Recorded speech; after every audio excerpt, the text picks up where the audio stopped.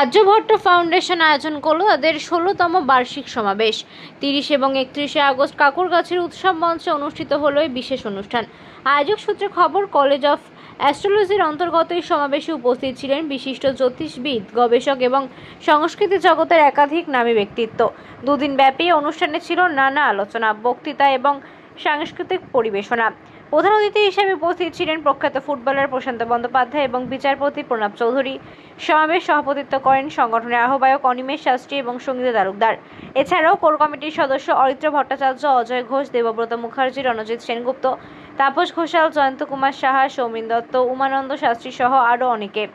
প্রতি বছরের মতো এবছরও আর্যভট্ট ফাউন্ডেশনের এই উদ্যোগকে ঘিরে ব্যাপক উৎসাহ দেখা যায় অংশগ্রহণকারীদের মধ্যে। জ্যোতিষশাস্ত্র এবং বিজ্ঞান চর্চার বিস্তার নিয়ে অতিথিদের মূল্যবান বক্তব্য সমাবেশকে সমৃদ্ধ করেছে। আমাদের এখানে আমার যে মূল উদ্দেশ্য সেটা হচ্ছিল আমাদের আর্যভট্ট ফাউন্ডেশনের মূল উদ্দেশ্য জ্যোতিষ শিখে জ্যোতিষ করুন।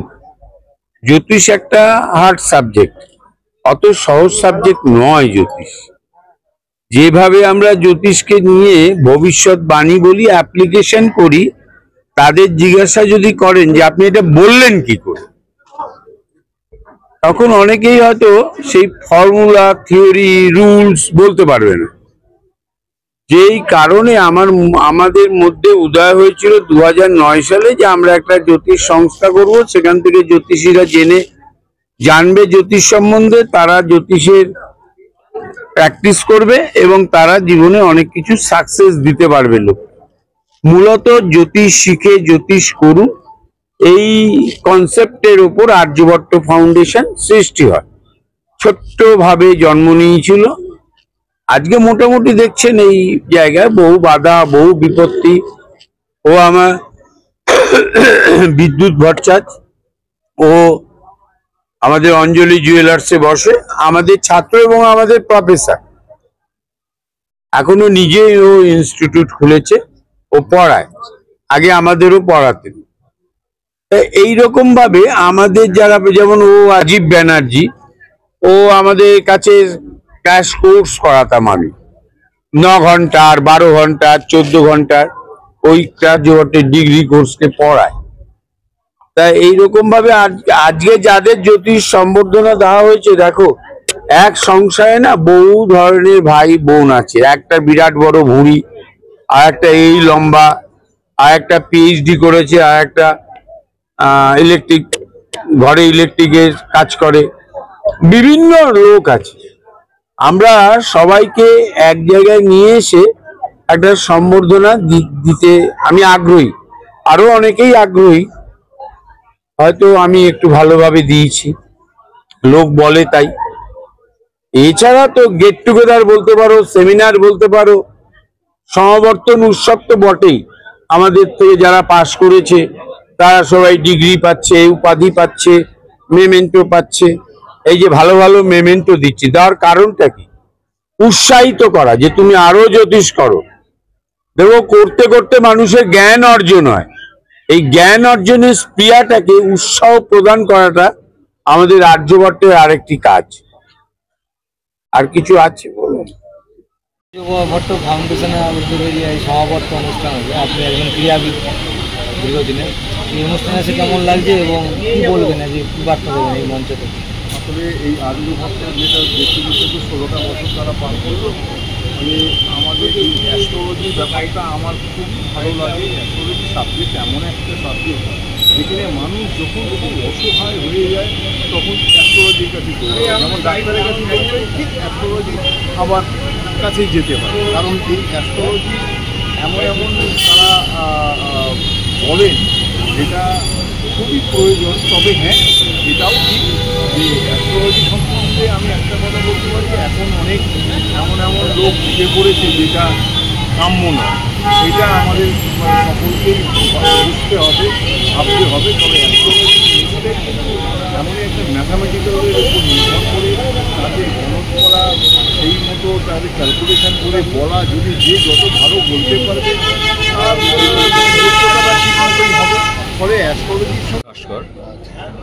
আজকের ১৬তম বার্ষিক সমাবেশ আর্যভট্ট ফাউন্ডেশনের আমাদেরকে আমন্ত্রিত জানানো হয়েছিল এবং এটা সবথেকে বড় কথা, অনিমেষ শাস্ত্রী আমার বিশেষ বন্ধু। অ্যাকচুয়ালি দীর্ঘ ১৫ থেকে ১৬ বছর আমরা একসাথে অ্যাস্ট্রোলজির জায়গাটাকে আমরা দুজনে একসাথে অনেক মঞ্চে আমরা একসাথে পরিবেশন করেছি এবং একসাথে থাকি। ওর একটা এত বড় সুন্দর এই আর্যভট্ট ফাউন্ডেশনের আজকের সমাবর্তন ১৬তম, যেখানে আমাদের প্রত্যেকে ও আমাদের সম্মানিত করছে। অ্যাকচুয়ালি সম্মান দেওয়া এবং নেওয়া দুজনেরই কর্তব্য।